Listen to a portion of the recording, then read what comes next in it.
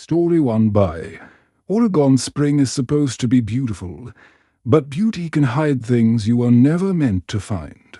Like what I saw growing in my neighbor's garden, a face, a human face, blooming among the flowers. I live in a quiet suburb in Oregon, the type of place where spring makes everything look like a postcard. I work from home, so I tend to notice things around the neighborhood more than most people. My next-door neighbor, Mr. Watson, was in his mid-60s. He was friendly, but in an overly friendly way that always felt a little off. He gardened every single day, rain or shine, completely devoted to his prize-winning flowers. One early spring afternoon, I walked outside to take out the trash. That's when I smelled it. It wasn't the sweet scent of flowers. It was something rotten. A sickly sweet odor that was just wrong. I looked over the fence and noticed Mr. Watson on his knees, planting something new near his tulips. But he froze the second he saw me, like a deer caught in headlights. He hadn't expected anyone to be outside. He waved with a shaky, forced smile, the kind of smile that says, "Mind your own business." I just laughed awkwardly and went back inside, telling myself I was overthinking things. But strange things kept happening. At 2 a.m., I'd sometimes hear the faint sound of digging coming from next door. The awful smell got stronger with each passing day, clinging to the air on his property. I also noticed his garden soil looked darker than normal. Too dark, almost black and damp-looking. One morning, while drinking coffee by my window, I caught a glimpse of something pale nestled between the tulips. At first, I thought it was just a plastic bag or some other piece of trash. But when Mr. Watson saw me looking from his own window, he actually sprinted, out his back door to block my view, pretending to adjust a sprinkler. That's when my suspicion turned into genuine fear. A week later, a violent storm rolled in. The wind ripped through the neighborhood, knocking down fences, tearing branches from trees, everything. It also tore through a corner of Mr. Watson's meticulously kept garden. The next morning, I stepped outside to check my yard for damage. That's when I saw it. The tulips were bent over and snapped from the force of the storm, and beneath them, sticking out of the churned-up soil, was a human jaw. But this wasn't even the worst part. The skin attached to it was fresh, pink and almost lifelike, as if it had only recently been buried. I backed away slowly, my stomach churning. Trying not to throw up right there on my lawn, I fumbled for my phone and called the police. Immediately, my hands shaking so badly I could barely dial the numbers. The officers arrived and began to dig through the garden. They uncovered not one, but 3 bodies. 2 were later identified as missing hikers who had vanished from a nearby trail last year. The 3rd was Mr. Watson's own estranged brother, who had been reported missing months ago. The news reports later said that Watson kept the bodies in his garden because he believed they were a special kind of fertilizer that kept his flowers blooming. When the police arrested him, he was still wearing his gardening gloves. As they put him in the patrol car, he locked eyes with me and shouted, "You don't understand." They were part of the garden. Spring hasn't felt beautiful since then. Now, when the flowers start to bloom, I can't help but wonder what, or who, is feeding them from beneath the soil. Story 2 on my spring break. I found a cabin that looked and touched to and touched, because whatever was visiting us every night didn't leave footprints. My name is Samantha Reed, and I was 21 years old when this happened. For spring break, my 2 best friends, Jenna, Mark, and I decided to do something different. Instead of hitting the crowded beaches of Florida, We rented a cheap cabin deep in the woods of northern Georgia. We were looking for a peaceful escape, and the pictures online showed exactly that. A rustic little cabin surrounded by a sea of fresh green trees, looking like something straight out of a camping brochure.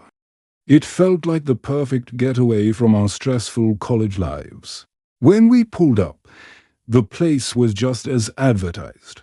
It was isolated, peaceful, and honestly, a little creepy in that exciting way. Inside, the cabin was bare bones but cozy enough. It had a lived-in smell of pine and old wood. We laughed as we unpacked our bags, making the usual jokes about the place having serial killer vibes and debating who would be the first to get dragged away in the night. It was just typical college friend stuff. Dark humor to mask the fact that we were miles from civilization. We never imagined how close to the truth our jokes would be. The first night was completely normal. At least for a while.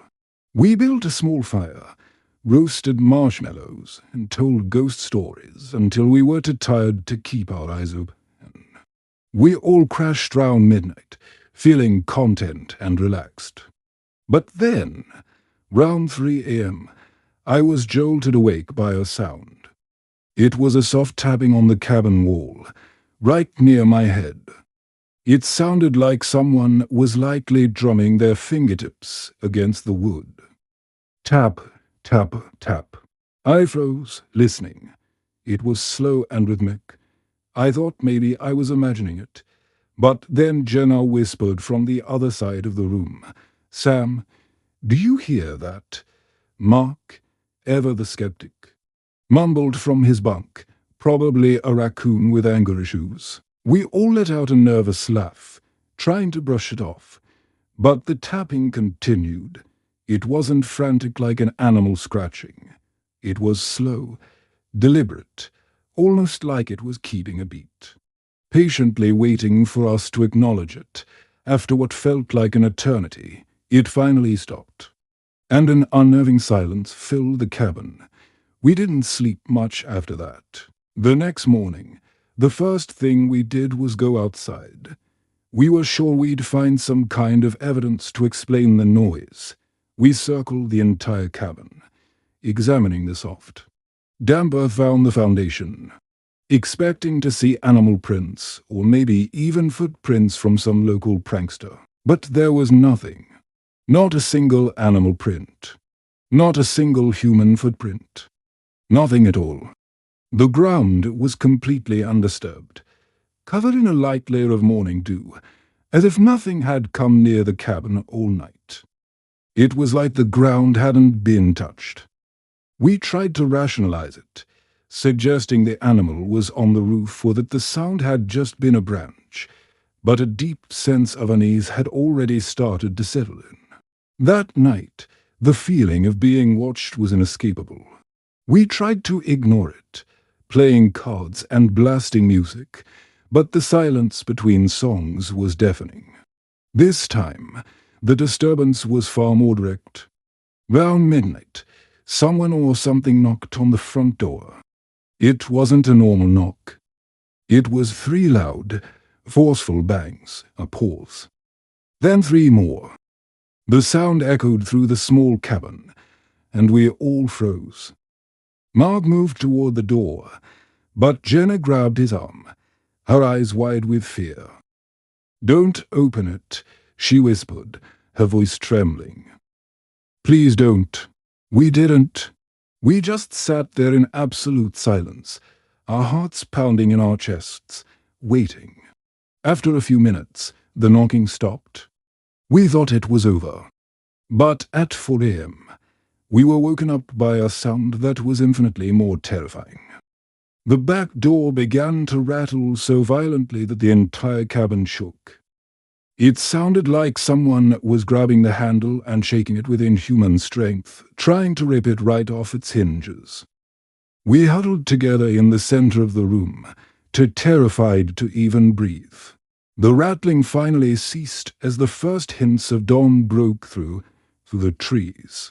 When we worked up the courage to check in the morning, our dread intensified. Again no footprints. Not a single scuff mark in the dirt. No broken twigs. Not even disturbed leaves. It made absolutely no sense. How could something shake the door with that much force and leave no trace of its presence? The lack of evidence was more frightening than any monster we could have imagined. We were being haunted by something invisible. On the third night, we knew we couldn't just wait for it to happen again. We were terrified, but we were also desperate for answers. Mark, a bit of a tech guy, came up with a plan. He set up his phone on the windowsill, positioning it to record the area outside the back door. We barricaded the doors with furniture and huddled together under a pile of blankets, our nerves completely frayed. Sleep was out of the question. The hours ticked by in agonizing silence. Then, at around 3:12 a.m., the tapping started again, this time on the window right next to Mark's phone. It was louder, more insistent. A few moments later, the violent rattling at the back door began, shaking the cabin just as it had the night before. We stayed frozen until the sun came up, praying for daylight. The second the sun's rays flooded the room, Mark scrambled over to the window and grabbed his phone. We gathered round him, our hands shaking as he swiped to open the video file. At first, the recording showed nothing out of the ordinary. Just the dark, swaying trees and the patch of dirt behind the cabin, all of it illuminated by the faint moonlight. We watched for several minutes. Seeing only the wind gently moving the branches, I was almost relieved, thinking maybe the camera hadn't caught anything. Then, something stepped into the frame. It was a tall, slender figure, but its form was blurry and distorted, like looking at a heat wave rising from pavement. Its outline couldn't seem to fully form, wavering and shifting as it moved. It glided silently toward the back door, and as it did, we saw its shadow stretch long and dark across the ground. But the thing that made my blood run cold was what wasn't there. There were no footprints beneath it. The figure moved across the soft earth, its shadow trailing behind it. But its feet left no impression, no mark, no trace whatsoever. It was there. And yet it wasn't, as it reached the door on the screen. Jenna let out a piercing scream and threw the phone across the room, shattering the screen. That was it for us. We didn't pack. We didn't clean. We didn't even grab all of our belongings. We threw open the front door, sprinted to the car, and sped away, leaving a cloud of dust behind us.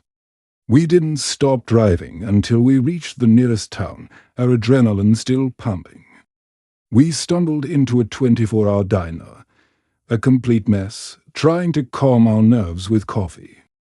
The clerk, a kind-faced older woman, overheard us panicking and recounting the events of the past few nights. She walked over to our table with a pot of coffee and said something that I will never, ever forget. She looked at us with a pitying expression and said, "That old cabin.